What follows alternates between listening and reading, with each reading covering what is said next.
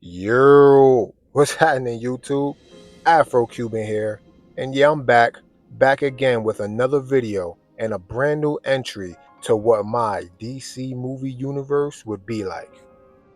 Now, for those who don't know, or if you're new to the channel, this is basically a video series that I do on my channel where I'm putting myself in the shoes of someone who's in charge of running his own cinematic universe. A DC cinematic universe to be exact. So basically, let's just say, hypothetically, if I was in James Gunn's shoes, this is the way I would want my universe to be fleshed out. This is the way I would want my movies and my characters to connect. And this is how I would build my universe from scratch. But okay, let me go into a little more detail on how my videos work. So basically, every time I put out a new video, it's kind of like if I were putting out a new movie. I'll tell you what phase we're in and what movie we're on, and I'll read through my script as if it were broken down by 3 acts. Now, side note, obviously I won't sit here and try to read a full 2-hour script. I'll condense it down to about 10 to 15 minutes and only read the highlighted and important parts, while also showing you guys screenshots as well as AI generated clips to help bring the story to life visually. But this is just a fair warning to you guys. Sometimes the clips will look wonky because I'm not using like professional or expensive AI programs. These are just random clips put together on my phone. So give me the benefit of the doubt and remember to use your imagination to fill in the blanks as I read through the script.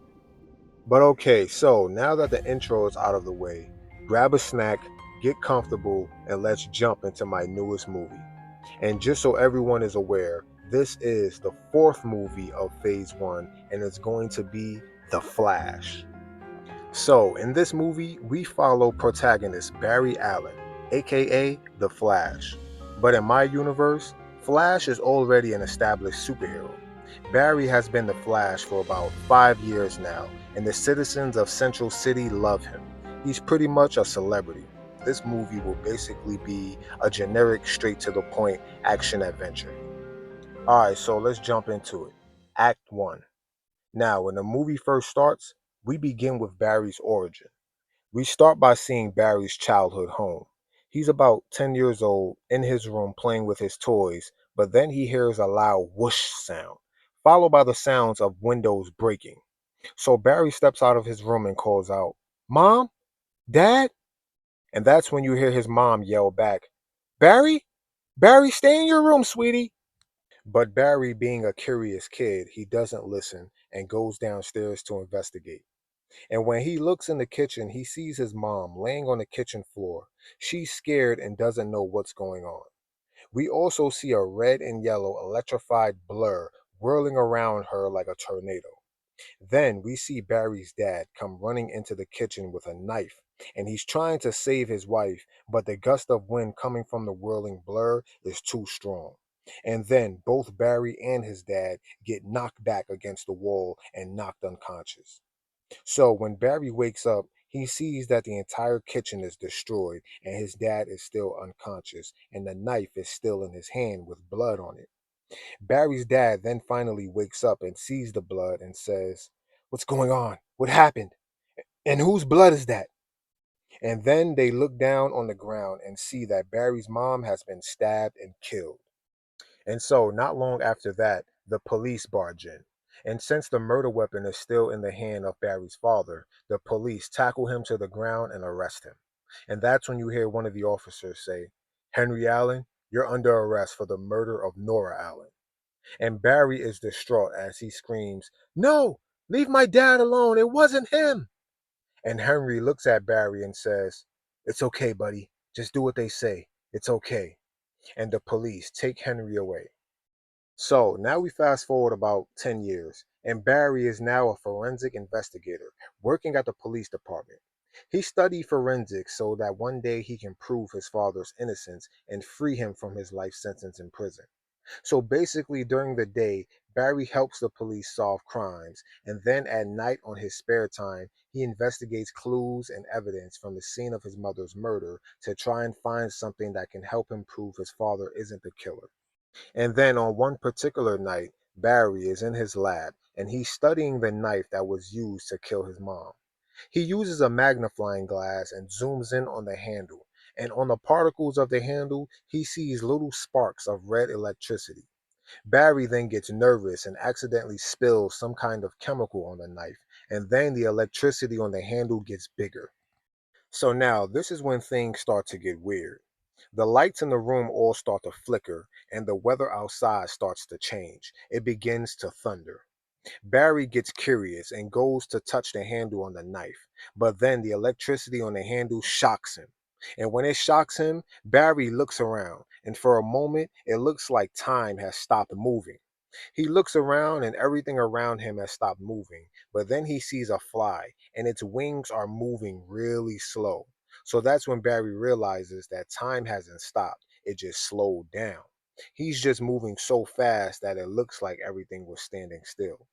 So then Barry reaches out to grab the fly, but that's when a bolt of lightning crashes through the window and strikes Barry, sending him flying into a bunch of chemicals. And when Barry finally wakes up, he has a golden electricity aura crackling around his body. And this was the birth of the Flash. Okay, so now we transition to 5 years later, which is now present day. And we see that the Flash is now in his prime, zipping around the city, stopping crimes, and taking pictures with his fans.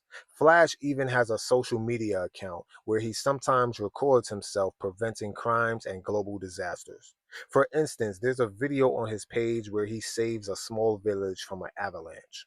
So basically, Flash is living the dream. He's a famous and beloved superhero, and he even gets a statue built in Central City to honor him.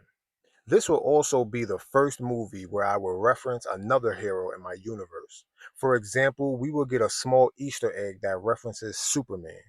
For instance, back at Barry's apartment, we will see a framed newspaper article that shows Flash and Superman racing each other at a charity event. So basically, throughout this first act, we will get the origin of the Flash, as well as more in depth character development into the kind of hero that the Flash is. And then we will get into Act 2. And this is where we will get introduced to the villain of the movie, Gorilla Grodd. Now, for those who don't know, Gorilla Grodd is a super intelligent gorilla with the ability to speak, as well as telepathy powers. And his main goal is to use his mind control to enslave the entire human race and basically turn humans into pets, the way he was once a pet. So, first we start by seeing a brief origin of Grodd. And we start by seeing a creepy looking facility in the middle of nowhere. And inside this facility, we can hear animals roaring and screaming in agony. And then we see that the scientists who are working in this facility are all running painful experiments on the animals. And that's when we see one of the scientists get upset and scream, "They are all failures!" And then he pulls out a gun, and one by one he executes the animals, shooting them all in the head. First, he shoots the lion, then a horse, then a bear. But when he reaches the gorilla's cage, the man suddenly stops. His nose starts bleeding and his eyes roll back. And then the scientist puts the gun to his own head and shoots himself. And that's when the gorilla steps forward out of the shadows and mumbles, "Imbecile." Grodd then uses his feet to grab the keys off of the dead scientist and sets himself free. And then he releases all of the animals, and the animals run loose and rip the other scientists apart. And Grodd breaks free and makes his way to the nearest city, Central City. So, Grodd's big plan is to take control of a military cell tower so he can use their cell towers to send a massive brainwave frequency to all of Earth's satellites. And this will give him control over every person on the planet. Because as of now, Grodd can only control a few people at a time. He wants to be strong enough to control everyone and rule the planet. So, Grodd's first encounter with Flash is when Grodd is mentally controlling a warehouse full of welders, and he's forcing them to make him a device that he can wear on his head so he can send the frequency to the satellites. And right when they finally finish making this device, Flash finally shows up and says, "Sorry I'm late." So the device on Grodd's head amplifies his powers and he makes everyone in the warehouse try to attack Flash. But Flash is too fast and easily runs past the workers and tries to confront Grodd. But then Grodd uses his power on the Flash and stops Flash in his tracks. Grodd then makes Flash run away towards a cliff. He's going to make Flash jump off of the cliff and kill himself. But right at the last second, Flash is able to crank up the speed of his brain cells and break free of Grodd's mind control. And by the time Flash runs back to the warehouse, Grodd is already gone. But before he left, he made all of the employees kill themselves. So now Flash feels responsible for the deaths of these employees and blames himself for not taking Grodd more serious and allowing himself to be mind controlled. Okay, so now we get into Act 3. And Barry is scouring the city looking for Grodd. And eventually he figures out that Grodd wants to go to the military power plant so that he can sabotage the cell towers. So Barry super speeds over there to stop Grodd, and when he gets there, he sees that Grodd has all of these giant wires hooked up to his head device. And he has taken control of the base, and he's also mind controlling the soldiers, forcing the soldiers to all open fire on the Flash. And Flash uses his speed to dodge the bullets and knock out the soldiers. So that's when Grodd tries to mind control Barry again, but it doesn't work. Barry has found a way to speed up his brain waves to the point where it's impossible for him to be mind controlled. So instead, Grodd uses his telepathy to make the remaining soldiers turn the guns on themselves and shoot each other. So now Barry cranks up his speed as he zips around the entire base, stopping the bullets and snatching the guns out of the hands of the soldiers to stop them from killing each other.